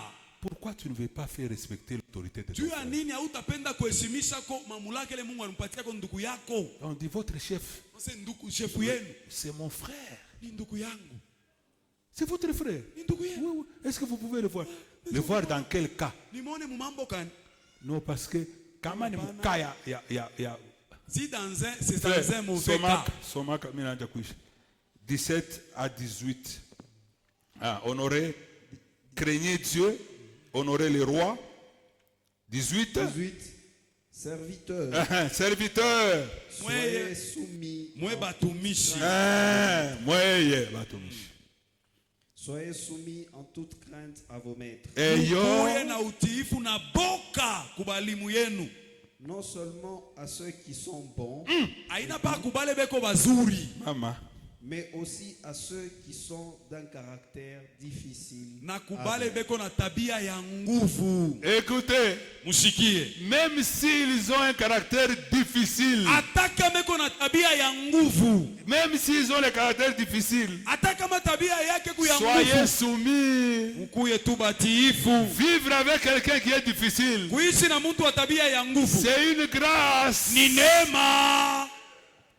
Si toi, chrétien, tu as un chef difficile, tu as un mauvais caractère, tout le monde le condamne. Mais toi, tu l'écoutes. Même s'il est difficile, il va constater que viens d'abord. Tu pries où? Toi-même, si je gronde, tu ne repèses pas. Les débats. Chef, je constate que les dossiers qu'on vous donne là, l'argent, il y a que tel et tel, ce sont tes frères, que vous donnez cet argent. Nous, on n'est pas contents. Le chef va dire, vous avec qui? Pour vous connaître, pas seulement qu'il va avoir, hein, pour connaître ses ennemis. Il dit, moi, Yava, Masengo et Mutombo. Il dit, vous quatre, hein? Vous n'êtes pas d'accord? Ça va, je vais voir ça. Ok, secrétaire. À partir d'aujourd'hui, Yava, Mutombo n'entrent pas dans mon bureau. Même s'ils ont les points, ils n'entrent pas dans mon bureau. Fini avec eux là-bas. Le secrétaire, pourquoi chef? Même toi, n'entre pas dans mon bureau. Il a le pouvoir d'imposer. Les chefs, il a l'autorité. L'autorité, c'est-à-dire le pouvoir d'imposer l'obéissance. Mes chers frères, respectons ce pays. Ici, je voulais parler de quoi? Je voulais parler de la citoyenneté chrétienne.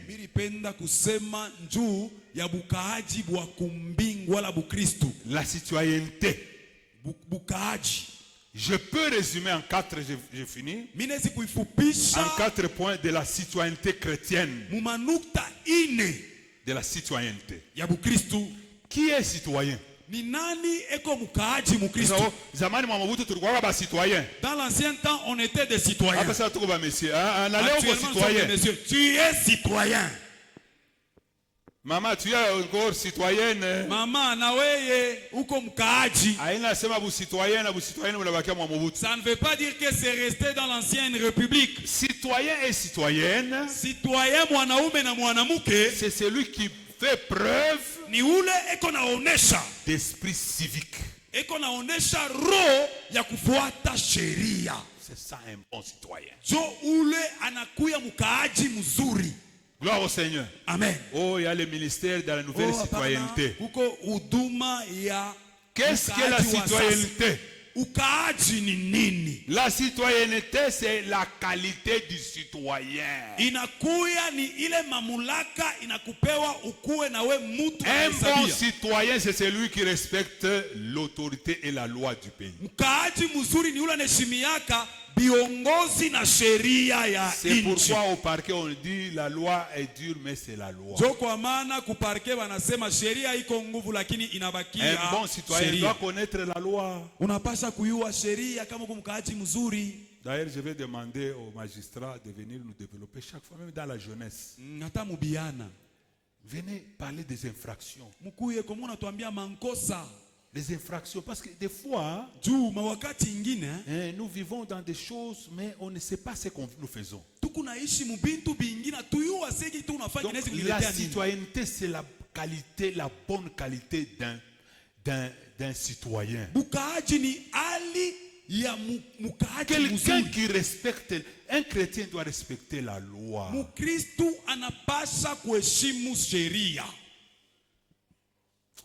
Je termine par ceci. Avec les 4 points. Les chrétiens doivent honorer. Premièrement, les chrétiens doivent honorer, estimer, apprécier, respecter, honorer les autorités. Je dis ceci. Les chrétiens doivent honorer, doivent porter leur estime et apprécier, respecter kuheshimia et honorer, na kuheshimisha. vous devez estimer. Vous devez avoir les bons estimes devant vos autorités. Vous devez les honorer. Gloire au Seigneur. Amen. Vous savez, j'ai déjà eu l'occasion d'entrer dans les bureaux de Maman Fifi.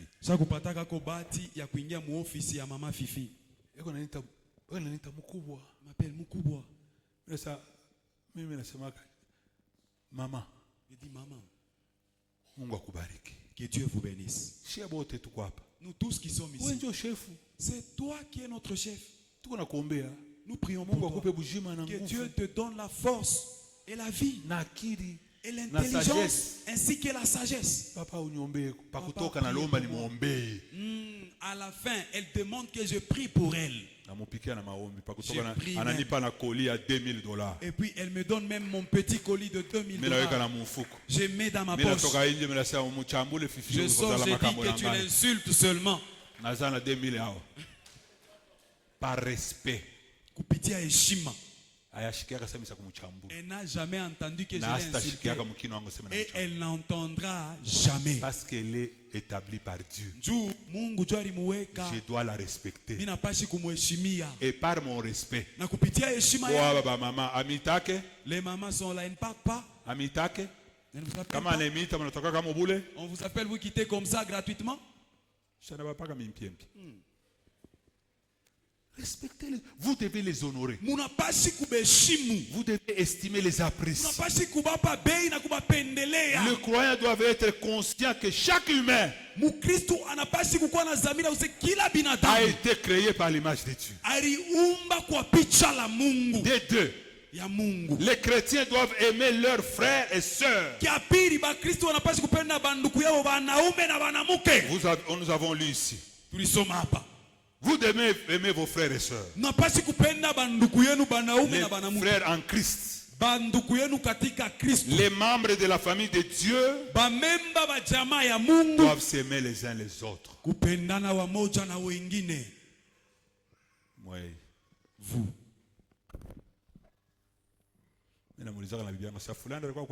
Pose la question. Est-ce que tel est venu te visiter? Mais toi tu pars. Oui. Elle n'a pas l'amour. Toi, tu étais parti chez tel. Oui, j'étais parti.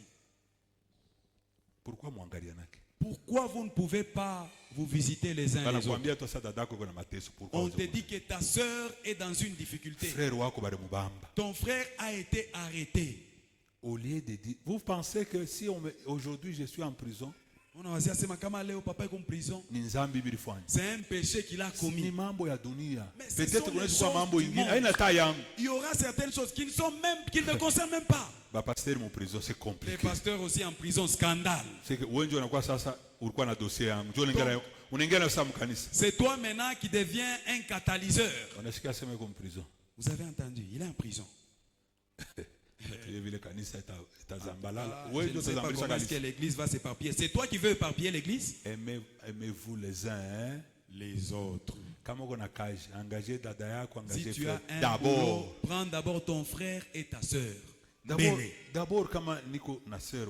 D'ailleurs, si j'ai ma soeur qui travaille, qui prépare pour moi, c'est lui qui me prépare. C'est une sœur de la cité. C'est une sœur de la cité. Là-bas, elle prépare des sauces. Elle est en train d'assaisonner seulement. D'ailleurs, je l'appelle Dada. Est-ce que je suis diminué? Non. Maintenant, si elle vole, je la chasse. Donc, ça veut dire que toutes les sœurs de l'église sont des voleuses. Il faut arrêter avec cette conception-là. D'ailleurs, si je regarde très bien, je vais d'abord passer à vos maisons. Kama domestique na garde ni kabila yako tribalist. Kama mimi naona wa chauffeur wako wa kabila yenu tribalist. Bantu tu trois beko pembeni yako. Trois personnes kabila yako proche de toi, de ta tribu. Nakudute. Là, je doute de toi. Sasa utayua je kama Comment est-ce que tu sauras que les Rundu ne t'aiment pas si tu n'habites pas avec eux? Mais place-le à tes côtés. C'est là qu'il te dira attention qu'il faut faire attention avec les frères ici. Ceux qui sont en train de parler en mal de vous là, c'est très mauvais. Hein? Ils disent quoi, mon frère? Papa, leur plan, c'est de te tuer la nuit. Est-ce que c'est ton frère? Parce qu'il est seulement ton frère en Christ. Quand quand tu cherches les bonnes, toi, toujours chez vous. Pour chercher les domestiques.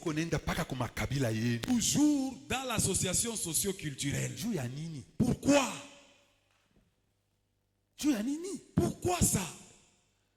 Et les domestiques, vous parlez toujours en dialecte.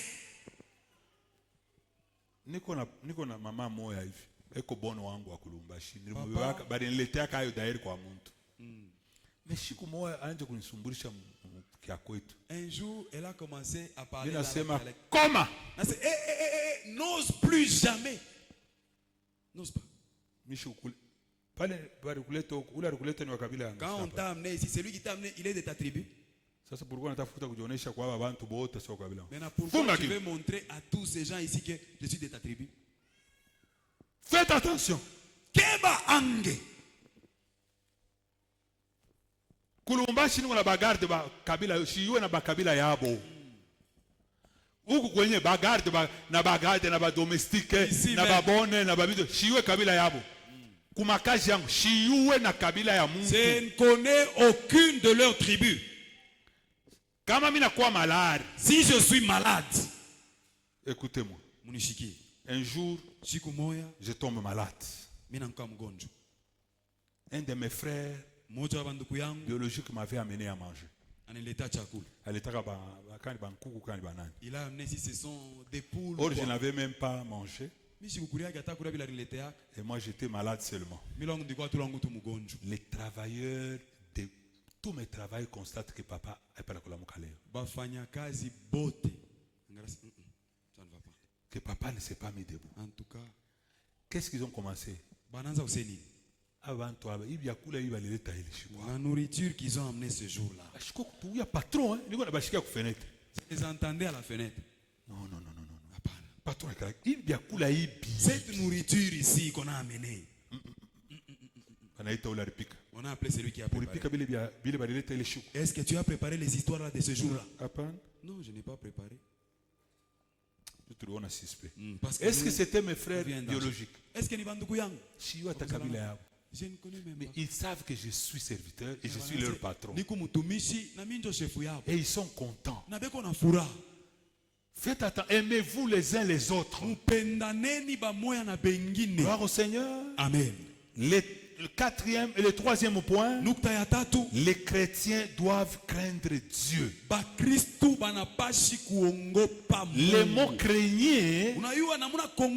Les mots craignez ne signifient pas ici être terrifié de Dieu, mais fait plutôt allusion à une crainte respectueuse qui nous conduit à l'obéissance de sa parole. C'est ça, craindre Dieu. Ce n'est pas que je crains Dieu, s'il arrive là il va me tuer. Craindre Dieu, c'est ce qui te pousse à l'obéir. Vous devez craindre Dieu. Quatrième, je termine. Les croyants doivent honorer leur roi. Les respecter. Les respecter ou l'honorer. Lui donner l'honneur dû à tout ce qu'il a. Accorder à ce que Dieu a placé en sa position d'autorité. Mes frères et sœurs, je voulais donner conseil à l'église. UCS Quartier. UCS Quartier. Si vous voulez que notre pays quitte Kama munapenda inchi yetu itoke la malédiction, laana, le pays monte les niveaux, ipande kwa hatua. Aimez notre pays, mupende inchi yetu, respectons la loi, tuheshimieni sheria, respectez les autorités établies, tuheshimie benye mamlaka Mungu aliweka. Et Dieu va bénir et élever cette nation. Na Mungu atabariki na kunyanyua hii inchi. UCS, vous êtes les évangélistes UCS mnakuwa bapasha injili pour empêcher tout le mal des gens qui parlent des autorités. Juu ya kwenda kukataza bale bote beko nasema bibaya njuu ya biongozi. Demandez aux gens de respecter les autorités. Muombe bantu beshimie biongozi. Et vous allez voir que vous aurez la faveur. Na mutona ya kwamba mutapata neema ya Mungu. La façon, votre conception namuna yenu de l'autorité ya biongozi fera que vous profitez les bonnes résolutions de Dieu. Itafanya mupatie mo mazuri ya Mungu. Mungu atubariki.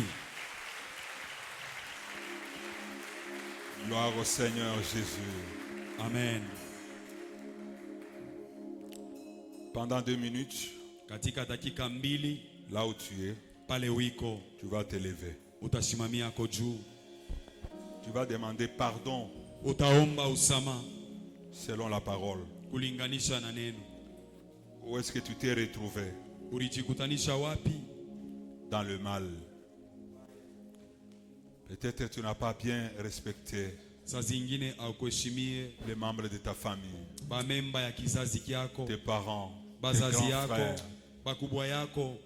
Aujourd'hui, je t'ai parlé du respect des autorités supérieures.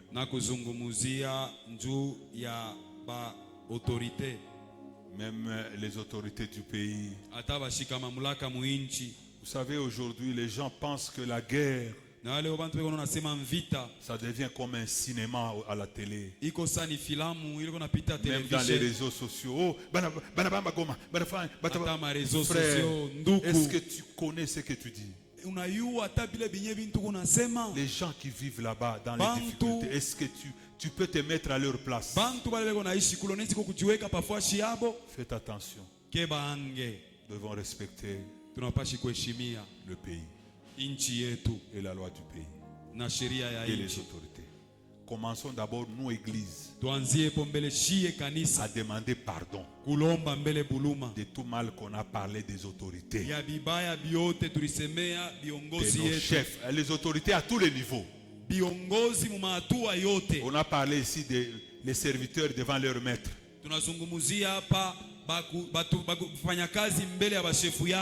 Commence d'abord à demander pardon.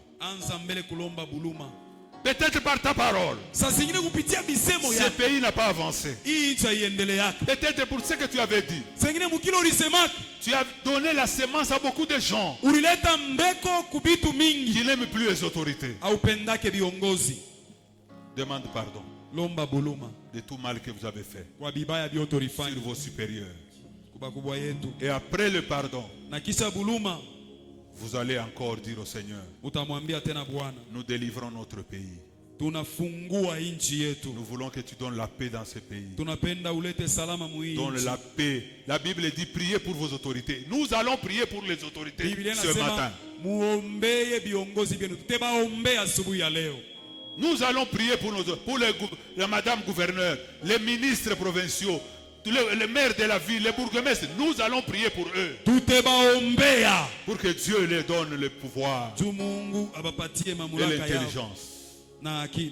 Commençons à demander pardon. Après le pardon, tu continues à prier pour nos autorités. Commence par le chef de l'État. Tu connais son nom. Le président Félix Antoine Chilombo. Président Félix Antoine. La première ministre Judith Souminois. Première ministre Judith Souminois. Et tous les ministres. Gouverneur. Mama Fifi. Le président de l'Assemblée, Kasseya, tu pries pour les autorités. L'Assemblée provinciale. Prie pour l'insécurité de cette ville. Même pour cette ville, prie. L'insécurité, la citoyenneté chrétienne. La citoyenneté chrétienne, c'est la bonne qualité d'un chrétien. Tu dois prier pour ton pays. Demande pardon. Dis Seigneur, pardon. Ouvre ta bouche. Fungua kinywa. Commence à dire pardon. Anza kusema, anza kulomba huruma. Seigneur, Sema Bwana, même moi le pasteur, j'ai déjà parlé du mal un jour des autorités. Je demande pardon. C'est une faute. Je demande pardon. Je demande pardon au nom de mes enfants. Parce qu'ils ont fait du mal pour les autorités quelque part. Je demande pardon pour mon église. Parce que l'église n'a pas évolué. Les gens peut-être sont bloqués. Parce que je n'ai pas enseigné le respect des autorités établies. L'église a injurié beaucoup les autorités. Or toi tu as dit toute autorité vient de toi. Et tu dis c'est lui qui ne respecte pas les autorités. Il ne te respecte pas non plus. Oh Seigneur, pardonne-nous. Pardonne-nous l'église. Nous sommes des pécheurs. J'ai parlé un jour de mal de mes frères et sœurs, de mon grand frère, de ma grande sœur. Seigneur, je n'ai pas eu le respect envers mes frères. Je demande pardon. C'est une autorité. C'est une autorité devant moi. Parce que le pouvoir que Dieu lui a donné, c'est qu'il soit grand, moi je sois petit. Frère, tu as difficile à demander pardon. Ma soeur, tu as difficile à demander pardon. Celui qui ne demande pas pardon, c'est l'orgueil. Mais laisse-moi te dire, le pardon libère. Le mot pardon libère. Alléluia. Commence à prier pour les autorités. Je demande que tu donnes la bonne santé à mon chef de l'État. Parce que c'est toi qui l'as établi comme chef. C'est toi Dieu. Tu as voulu qu'il soit mon président. Je veux que je le respecte. Je refuse que je l'injurie. Parce que l'injurier, c'est injurier toi qui l'as établi. Je remets tout son gouvernement entre tes mains. Je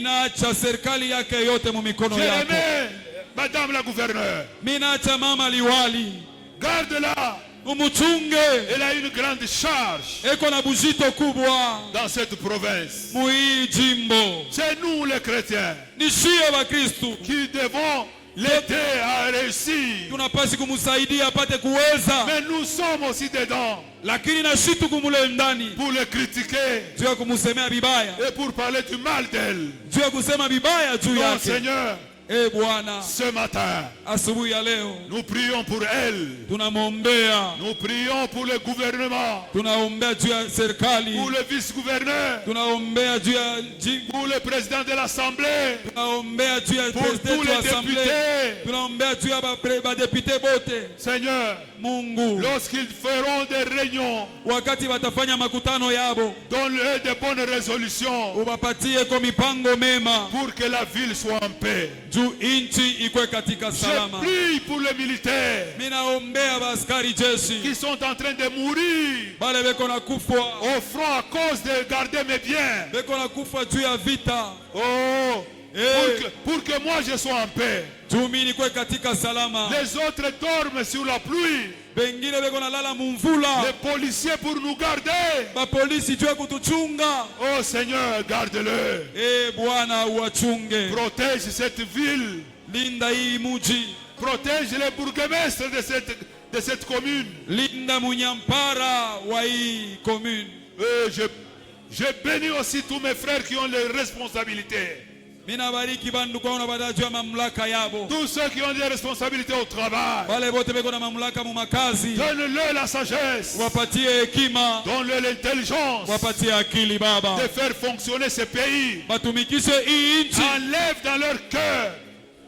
Enlève dans leur cœur, tout esprit d'injustice, de corruption. Oh Seigneur, que ça quitte en eux. Donne-leur la force. Lorsque ils seront devant un problème, donne-leur la sagesse. Bénis tous ceux qui font les affaires. Ils ont aussi des gens avec qui ils travaillent. Que ces gens-là respectent leur autorité. Je refuse que nous abusions du pouvoir que tu nous as donné, de l'autorité que tu nous as donnée.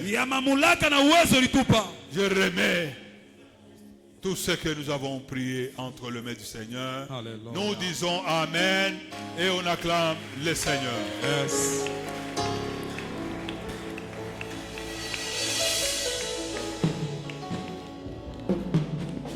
Notre conception sur le pouvoir, l'autorité devant Dieu a des bonnes résolutions. Nous allons offrir au Seigneur, payer nos dîmes et nos actions de grâce et suivre les communiqués et partir. Chorale.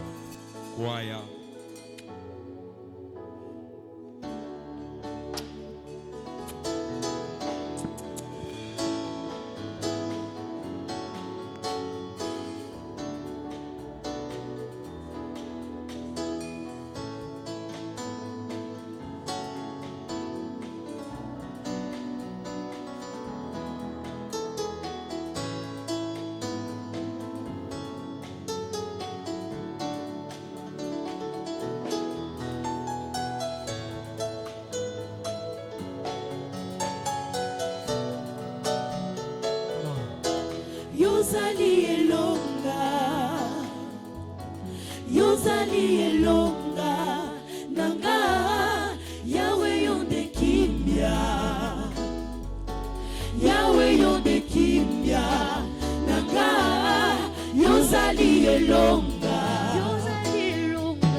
Yozali elonga nanga Yahweh yonde kimya Yahweh yonde kimya nanga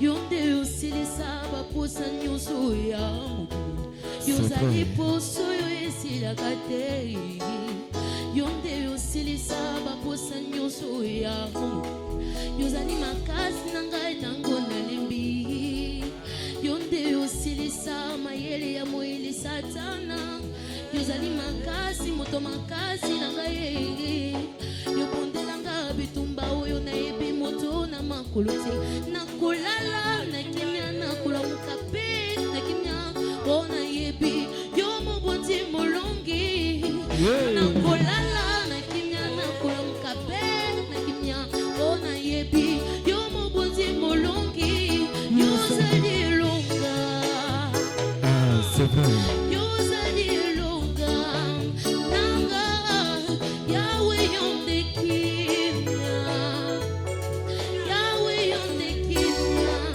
nanga